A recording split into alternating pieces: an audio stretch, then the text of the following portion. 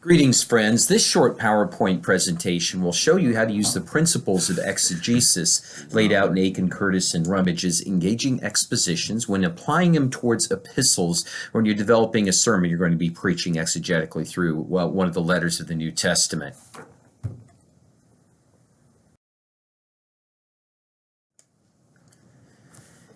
As we saw in the book and in the earlier PowerPoint show, they have a three-step process, actually a four-step process of exegesis to analyze the text. The first one is called inspecting the text. The next one is inquiring about the text. The third is investigating the text. And all three of these are part of an effort to identify what is the main idea of the biblical text. What is it the biblical text is trying to say? The first step of this process is to inspect the text, and they lay it out in chapters 5 through 7 of their book. At this point, we really only want to be looking at the biblical text itself in its context.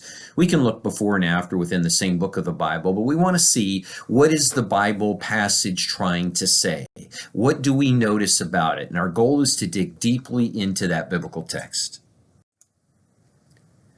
The authors lay several steps out to do this. The first one is to determine the genre of the literature, and they give a range of options there, then develop a genre-specific outline.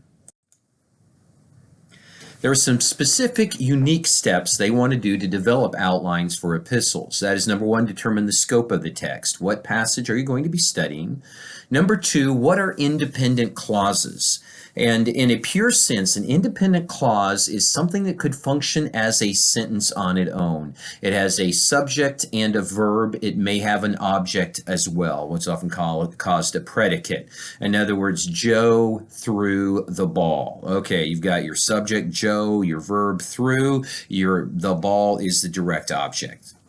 The dependent clauses is something that modifies one of those elements of the other pieces. Some models, such as the one I talked about in the New Testament exegesis from Gordon Fee, will have you analyze each individual word. Akin, Curtis, and Rummage are not saying you have to go to that depth. If you're doing this for me, I'm not going to be as detailed about what exactly you call a dependent clause. The point is, it doesn't stand on its own, but it modifies and furthers our understanding of what that independent clause is. So these can be things such as prepositional phrases. It may be a word or an idea, can be a participle, but it somehow helps us to better understand either the subject or the object or the verb. So it can tell us, instead of Joe threw the ball, we can say Joe, the blonde man, threw with all of his might the red and yellow balls or whatever. So then, okay, we've got all these modifiers. Joe, who is this man, okay, we know about that. And then how did he throw, and what was the ball like when he threw it? And all these different pieces here we can add in. And the goal will be to put them underneath so that as we do the structure, we can see and understand how all of these words work together. We can do this in English, and if you do it, I encourage you to use a rather literal translation. In other words, as much as you may like Eugene Peterson's The Message, this is not the time to use that. The best literal translations, although some people will range in their opinions, honestly, King James is outstanding. My favorite personally is the New American Standard. I know a lot of our faculty love the New Revised Standard. The English Standard Version is also good for something like this. Any of those would be reasonable. If you do happen to know the original languages, this is a great time to use them. If you want to do your structural analysis in Greek in the New Testament, that's the absolute best.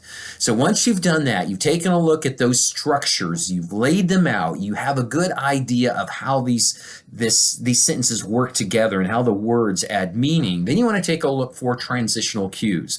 Are there some things here that transition one concept to another, and what is it saying about that? Like the big joke so many pastors always say, whenever you see the word therefore, you always want to ask, what's it therefore? Because it's showing some sort of transition and connection to help us understand what's going on in there. Then next, we want to identify any key words or concepts. These may be words that get repeated often. They can be words that are very significant in their meaning for what the text is trying to communicate, or they may be simply words that you're not sure you understand yourself. Another final group of words would be words that could be interpreted a variety of ways. This is especially important if you do do wrestle in the original languages. Because think about English. What does the word plain mean? It means boring. It can mean flat. It can mean something that goes up in the air. Which one are you trying to use? That changes the meanings of the word. So you want to get into that and identify those for your further study, especially in that final step of investigating the text. And let me just say, in each of these first two, you're not using other sources. You want to begin to develop what I call a question list. That is, what things do you need further help on from other sources? And the final piece here is theological themes. You may see things emerging already. What seems to be the big ideas? What are some major concepts that are being touched on? Note these here. My guess is you will probably be preaching on one of these when the time comes. To help you understand how to do something, there's nothing like seeing an example. So I want to do that here in these slides to come. And we're going to be taking a look at the smallest in the original. Most English versions do not have it as the smallest, but 3 John, the smallest book of the entire Bible. And it's interesting because it actually preaches well. But when was the last time you heard a sermon on 3 John? We're going to take a look at just 4 verses to demonstrate this process, verses 5 through 8. Let's read them. Beloved, is a faithful thing you do in all your efforts for these brothers, strangers as they are, who testified to your love before the church. You will do well to send them on your journey in a manner worthy of God, for they have gone out for the sake of the name, accepting nothing from the Gentiles. Therefore, we ought to support people like these, that we may be fellow workers for the truth. Okay, we want to take a look at this text, and we're going to walk through it step by step, each step of the process. First question we ask is, what's the genre? Well, obviously, it's a letter. It's written like a letter. It sounds like a letter. And if we read the whole thing, we will see that it is a letter. Yeah, it's written from somebody named the elder to somebody named Gaius, and that's clear, and it's communicated about things that they share in common, but they're not in the same physical location. It's a letter, what we call an epistle. Next one, literary unit. We decided to do verses 5 through 8 because, wow, they just happen to be there. It looks like it'll work. And now we want to take a look at the independent and dependent clauses and then create a diagram for them. So these are the next 3 steps in the process. Now, I would encourage you, if you do not have your Bible open, go ahead and take it out right now. You may even want to pause this slide so you can see how this works. Everything on the left is an independent clause. It has a subject and a verb, and a lot of them have objects. I did include things in the phrase as a clause. So there are some adjectives in here and some adverbs. If we're going to go the extreme version, I'm going to pull all of those out and diagram them. But the goal here in the engaging exposition approach is not to be as detailed as Gordon Fee would have it in his New Testament exegesis. So you can kind of get a general feel. And here, first one is, notice the subject. It, the verb is. The object, a faithful thing you do. Actually, thing is the only object there. Everything else modifies the thing, but we get the idea. It is thing. It is a thing. It is a faithful thing. It is the thing you do. Everything of those modifies that, but that stands alone, independent. Next one, subject, you. Verb, will do. Object, well. Next one, therefore, remember, we've got to mark that, hold that aside for a good transitional word. Then we is the verb, ought to support, that is a verbal phrase, and then people is the object, and then like these modifies those people. Everything else are dependent clauses. Now, some of them are a little bit unique. First one is beloved. It's what we call an address. It doesn't have an integral part into the sentence itself. It stands alone, but it just does say who the elder is writing to. Next one is in all your efforts. That's a prepositional phrase and is a preposition. Same with for these brothers. Then strangers as they are, it's a modifying thing and equivalent there. Next one is who testified to your love before the church. Who is a relative pronoun and modifies those brothers again. To send them on their journey. That's a verb phrase functioning as to modify the purpose there of the sending. The next one, in a manner worthy of God, another prepositional phrase. For they have gone out, another prepositional phrase. For the sake of the name, another prepositional phrase. Accepting is it modifies, again, a verbal phrase this time modifies that we may be fellow workers for the truth, another relative pronoun that brings some explanation. So as we put this all together on the next slide, you'll see how this works. So this is the first sentence that we find in verses 5 and 6. Remember what we said, the independent clause always starts farthest to the left. We have the noun, the subject of the sentence, it, the verb is, and then a faithful thing. It's modified right there. Then the next thing is that you do. Notice how I separated that a little bit over there. The reason I did that is that first dependent clause, I said, well, it's not really a clause, it's the address beloved, but that modifies who the you is in that sentence. You are the beloved. That's the address that the elder gave them. Next, we see the modifying phrase there is a prepositional phrase, in all your efforts. What's the in all your efforts? It modifies the thing in that you are doing, okay, right there. And the efforts are for these brothers. They're the ones who receive the benefit. So I line that up underneath the efforts. Then next, we see strangers who as they are is an equivalency of brothers. It modifies brothers. It lets us know that they would have been strangers to the people who were receiving the letter. We also notice that these are also modified by this relative pronoun who, and tells us something about them. They testified to your love. So the brothers also testified to your love. And then notice that the next prepositional phrase before the church modifies testified. So what this tells us, this is why this is significant. A lot of stuff we see right here, even though it's just one phrase, is that these beloved people and or person, technically it's written to one person, but it implies the whole church that was under Gaius's leadership, had done something for these brothers. They had done efforts for these brothers. We know what about these brothers? They were strangers. They didn't know Gaius and the people of his church.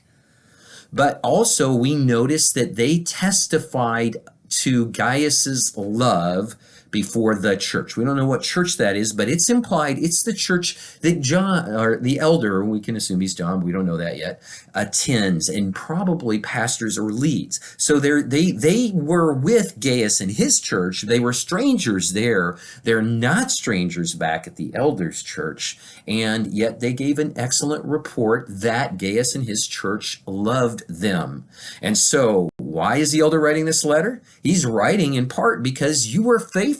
You did good things. You worked hard for their benefit. Boom. We see that from that sentence.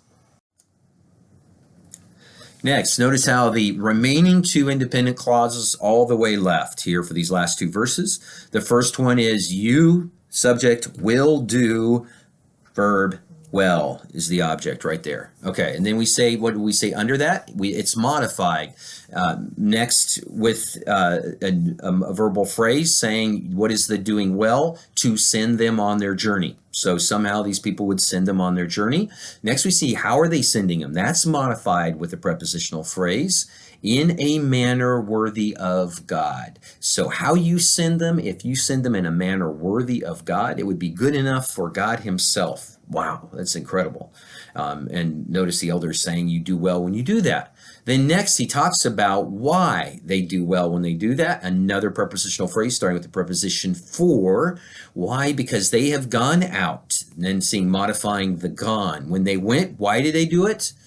Another prepositional phrase. They did it for the sake of the name. Notice, interesting, that name is not modified. It's all they needed to do was to mention that. Kind of like the Hillsong song that came out a few years ago about the beautiful name it is, the name of Jesus. They implied there is something in some sort of issue of the name itself. Notice also, when they went, they accepted nothing from the Gentiles. This is probably not, as we would refer here, it's not so much Jew versus Gentile as much as probably Gentile people not in the church as those in the church, because obviously they were dependent on the people of the church they visited them, sending them out. Now notice, money is not mentioned here explicitly, but the sending them in a manner worthy implies that somehow they were given what they would need to be able to complete the journey.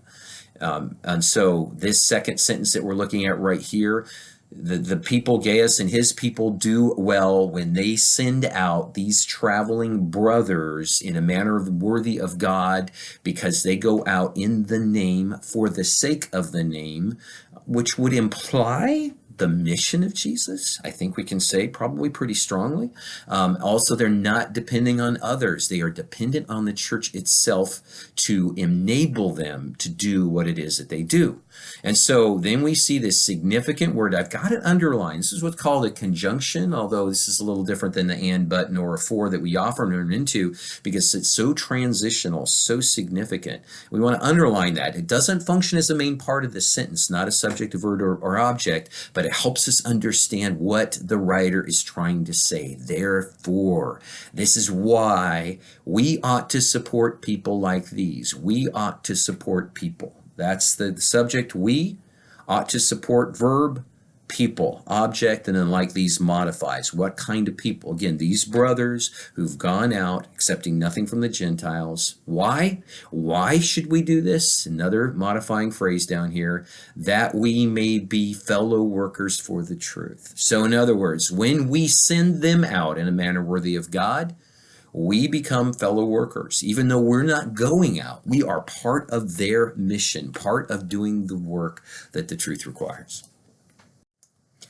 So now that we've identified the independent and dependent clauses and put them in a nice little structural diagram, we want to take a look and see, are there some ideas, some other words that jump out to us? And obviously the first one would be the address. It sounds like, and if I go back and read the whole letter, I get a sense all of a sudden, okay, he's done with his introductory statements. This is the meat. And the fact he's addressing him this way, he's about to give it to him. This is what he wants them to know. So this is very significant. And also, therefore, as we said, what's it there for? It tells us that everything he's been laying out is even stronger, setting up what he wants them to do. This is the main point of the letter. He's established a rationale for the command. They need to do this.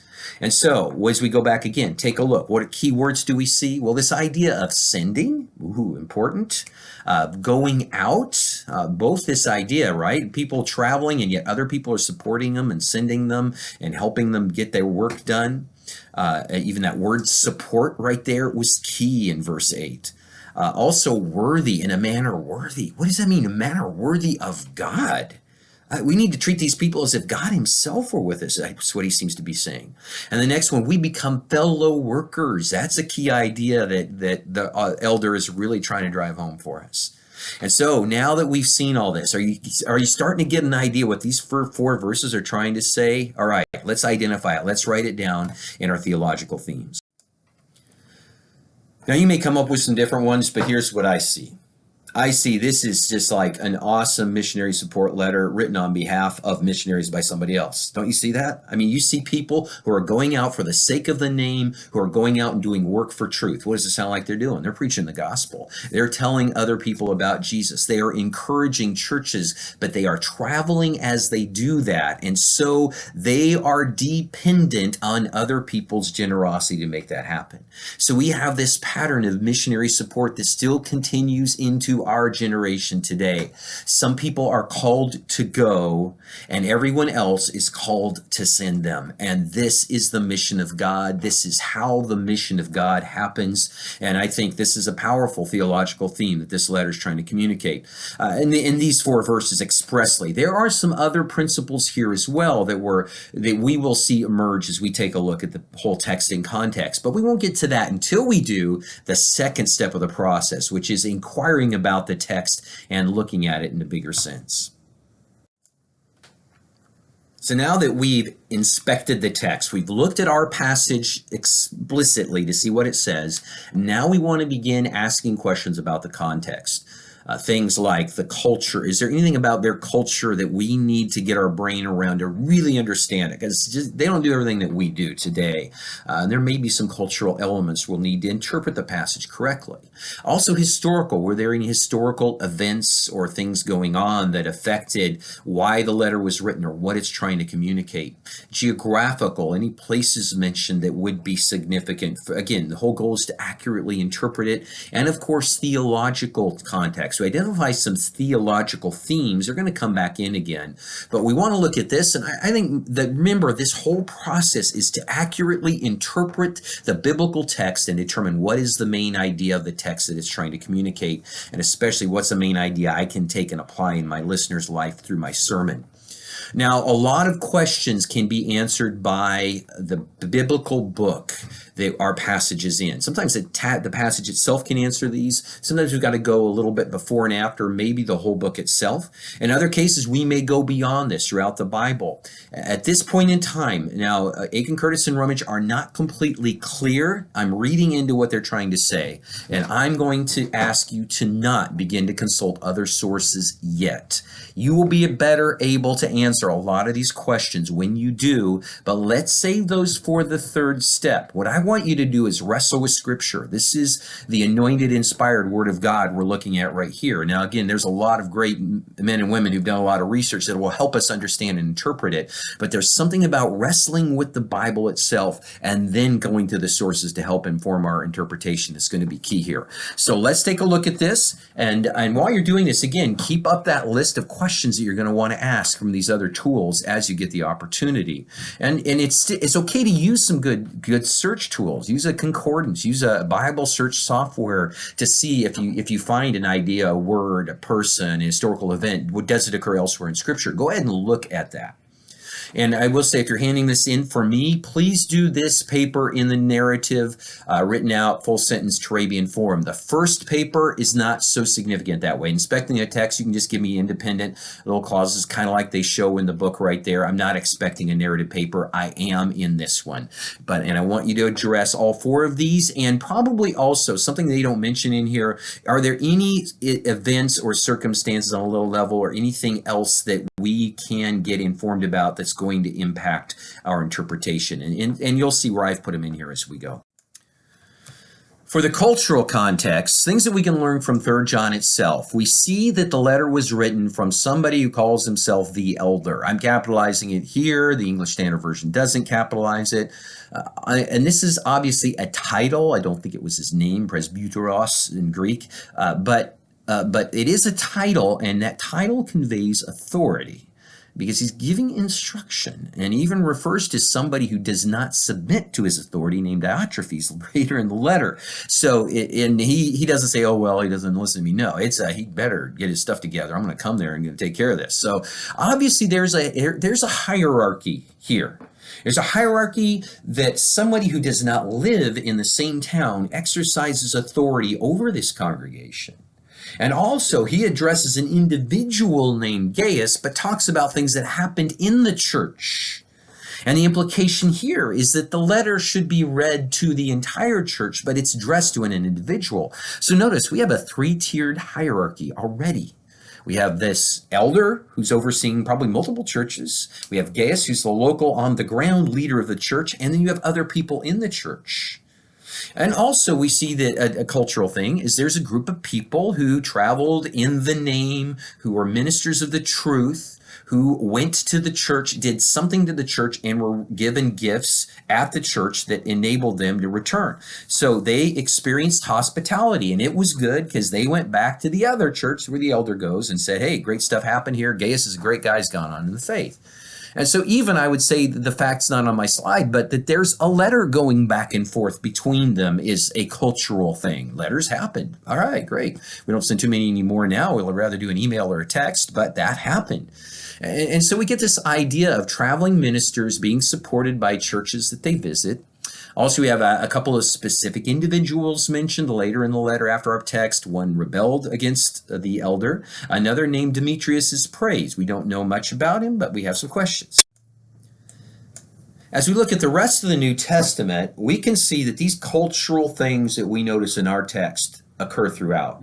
Especially in the actions of Paul, like the book of Acts, we see that Paul traveled, other churches supported his ministry. Incredible passage here is Acts 18:5. When he got to Corinth, he was making tents with Priscilla and Aquila to support himself until his traveling companions arrived from Macedonia. You may just let that fly, but think about that. After that, he was able to devote himself full-time to his ministry. Why? Well, if you keep reading in 2 Corinthians 11:9, Philippians 4:10 through 18, we see those Philippians, who guess where that is? Macedonia. Macedonia, regularly supported his ministry from the very beginning, constantly supporting him, enabling him to minister so that he didn't have to worry about making tents. He could be full-time in ministry. And that was the pattern. People from one church supported somebody who left them and went to another congregation. So that pattern was there in Paul's life. Also, we see this idea of authority from somebody beyond the church. Paul himself exercised that over churches. Remember, at the end of his first journey, he appointed elders in every church, Acts 14:23. We see he met with the elders of the Ephesian church in Acts 20 and told them, gave them instructions, told them what to do. We see a similar authority mentioned in almost all of his letters. Paul doesn't write his suggestions. He writes, you need to listen to me. I'm the apostle. I planted your church. I'm in charge of you. Here's what needs to happen. And we also see that second tier laid out, especially in 1 Timothy and Titus. Paul set them apart, Timothy and Titus, to appoint elders to help oversee the church. So we've got this three-tiered system that was already very clearly in place throughout the New Testament. Even the Jerusalem Council itself in Acts 15, we see a gathering together of leaders who made decisions that determined how other congregations not in their physical area would act. Well, after the cultural context, we want to look at the historical context. And some of your letters are going to have specific events of history. For example, the destruction of Jerusalem, or in the Old Testament, the Babylonian captivity, things like that. In some of the letters, we can have some historical events that are mentioned in other letters or major ideas, but we really don't have anything here except the names of three people specifically and somebody who calls himself the elder. We can infer that both of these churches had been in existence for a while. We get an idea that there was a relationship between the elder and Gaius. They knew each other. The elder was planning to go there, so there's going to be some sort of an event that was taking place. And also, again, the concept of traveling ministers going back and forth, that was something else that happened, but it wasn't necessarily an explicit event. As far as the rest of the New Testament, we see that this letter is not explicitly mentioned everywhere, anywhere else in the New Testament. But as you read it, if you've read through the New Testament, you may get a feel. You can even pick it up in English. You can get it in Greek. Let me tell you, it's so much stronger. This letter feels a lot like 2 John. Who also, both of them, feel a lot like 1 John. There's a similarity of style and wording and approach that makes some sort of a connection. So we could say, even if we didn't know the fact that they were all written and called 1st, 2nd, 3rd John, there seemed to be connected there. And guess what they also sound like a little bit? A little bit like the Gospel of John. Similar short sentences, simple words, clear concepts and ideas. So there could be that sort of a connection historically there. Also, as we look at these names, it's always a good idea to kind of refer to names to make some connections. The name Gaius appears several times in the New Testament. Some of these have to be different people because we know where they're from as we look at the passages. For example, Acts 19:29 talks about a Macedonian man who went with Paul to Ephesus when Paul was dragged into the theater there. He was from Macedonia. But Acts 24 also mentions a guy named Gaius, but he happens to be from the city called Derbe, which is in what is called Turkey today, not Macedonia, which is now Greece. So these had to be two completely different people. Then the letter of Romans was written from Corinth. We can tell, we put everything together. Let me just say, yeah, you could do that study on your own. It'd take you a while, but it was written from Corinth. And Paul was hosted by somebody named Gaius in Romans 16:24, who may be the same one mentioned that Paul baptized. He said he baptized in 1 Corinthians 1:14. Real good connection. Why? They're both in that same city. So we have at least three different individuals. And then we've got this guy here in 3 John. Is it possible he could be one of these others? Sure, it is a possibility at this point in time. Until we take some other resources, we don't know if there's a lot of other extra biblical evidence for this, but the Bible itself cannot rule out any of these individuals. The next context is a geographical context. In our passage, unfortunately, we don't have any places mentioned specifically. So we cannot tell from the letter itself where it was written from or to. Obviously, the elder is not near Gaius, because you can go over and talk to him. He had to send him a letter to communicate, but he's not too far away. He actually plans to go and visit him at some point there. We also have that these brothers had traveled back and forth, and their journey was extensive enough that it required some support to be able to make the journey back and forth. So we put all that together. It says that they are pretty far, but not too far that it's insurmountable to make a journey. And if we go to the rest of the New Testament, again, it's never mentioned anywhere, so there's nothing we can say for sure. As I said, this letter sounds like 1st and 2nd John and the Gospel of John. We know, one thing that's interesting to point out is none of those name their author. And that in itself is indicative of something unique, because every other letter in the New Testament does mention the author by name, except Hebrews. So there's some sort of a connection there that is likely.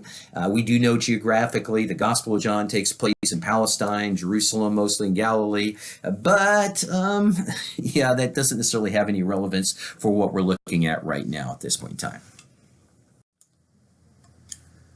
So the theological context, what we're looking for here is there some kind of a connection with the rest of the book that's going to be important for understanding our passage itself? And I would say the authority and submission piece is important. And the elder himself, again, that passage about Diotrephes rebuking him for his rebellion, that's significant because it does imply the instructions in our 4 verses are given from a position of authority. This is not a good idea. This is a command.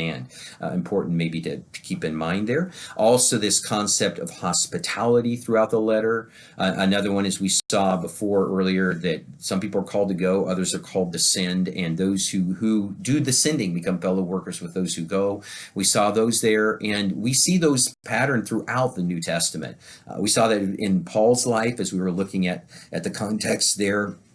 The rest of the Bible passages throughout the book of Acts and his letters over and over again, each of those ideas. And we also see it from Jesus' commandments. He commanded us to have hospitality. Remember the sheep and the goats? He commanded blessing for your generosity. Luke 6:38 says, give and it shall be given to you. Pressed down, shaken together, running over. So you will get blessed as you give. And so there's a principle there. And he commanded his apostles to go. Why would that great commission not continue on to the next generation? So we can see that there is good theological context. This is not unique to 3rd John. These ideas are clear New Testament principles. Now this slideshow is going to end at that second step of inquiring about the text and not going on to investigating the text. But when you get to this point, now's the time to be sure you've got a good list. What are you going to be looking at when you can look in your resources? And you should be able to come up with a lot of questions. Let me tell you what questions come to my mind as I look at just this biblical text and its context in the rest of the New Testament. Number one, who is the elder that wrote the letter? Can we know for sure? I mean, I mentioned there may be some ideas. Granted, I can look and see 3rd John, it's probably John, but do we know for sure who this is? Is it the Apostle John? Could it be another John? And do we know who Gaius was? Do we know where his church was? Do we know where John lived at the time he wrote the letter? And also about when was this letter written? That may be significant. You know, there was we know that Jesus is crucified and rose from the dead probably about 30 AD, maybe 33. Some say as early as 27, somewhere in that time period. And then the church was launched and it rolled out. We do know for sure major event in the 1st century that affected Christianity, even more so Judaism, was the siege and destruction of Jerusalem in 67 to 70 AD that Jesus prophesied, Matthew 24 and other passages, and really clearly affected. Peter and Paul both executed before that time. So the end of the 60s was a dividing point in the life of the church. We know from tradition that John probably lived on to about 90 AD, the one apostle living longer than all others, the one who was not executed for his faith. According to tradition, you would necessarily know all that, but if that's the case, those events of the mid to late 60s are really a significant turning point and might be really helpful if we can know for sure this letter was written after 70 AD, that tells us something about the growth of the church and also just the status of church authority and things like that. If it was written beforehand, that's also informative. And if it's written in the same geographical region that the Apostle Paul ministered and wrote with authority, for example, the province of Asia, what would that say? Who really had authority? Or were both John and Paul able to write with authority? Or was John, the elder, writing with authority because Paul had been killed if it was after 70? These are the kind of questions I would want to consult sources. And as I do that, I'm going to ask what is tradition held, but number two, how trustworthy is that tradition? Just because somebody says something in tradition doesn't mean we know for sure that it happened.